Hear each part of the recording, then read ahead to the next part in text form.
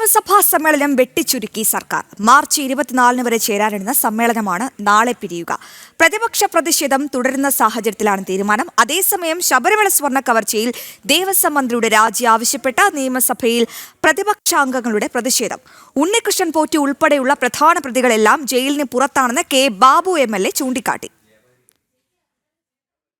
Sir, Sabarimala സ്വർണ്ണക്കൊള്ളക്കേസിൽ Potti അടക്കമുള്ള പ്രധാന പ്രതികളെല്ലാം ഇന്ന് ജയിലിന് പുറത്ത് ആണ്. ശബരിമലയിലെ കട്ടിളപ്പാളിയും ദ്വാരപാലക ശില്പവും അടക്കം വിറ്റ് പണമടിച്ചവർ ഇന്ന് സ്വൈരവികാരം നടത്തുകയാണ്. ഗവൺമെന്റ് വീഴ്ച കൊണ്ട് അവർക്കെല്ലാം 90 ദിവസം കഴിഞ്ഞപ്പോൾ കോടതി ജാമ്യം കൊടുക്കുന്ന സ്ഥിതി ഉണ്ടായി. സാർ,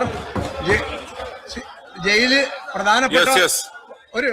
പ്രധാനപ്പെട്ട പ്രതികളെല്ലാം ഇന്ന് ജയിലിന് പുറത്താണ്. സാർ, അതോടൊപ്പം തന്നെ ആചാര ലംഘനത്തിൽ ഗവൺമെന്റ്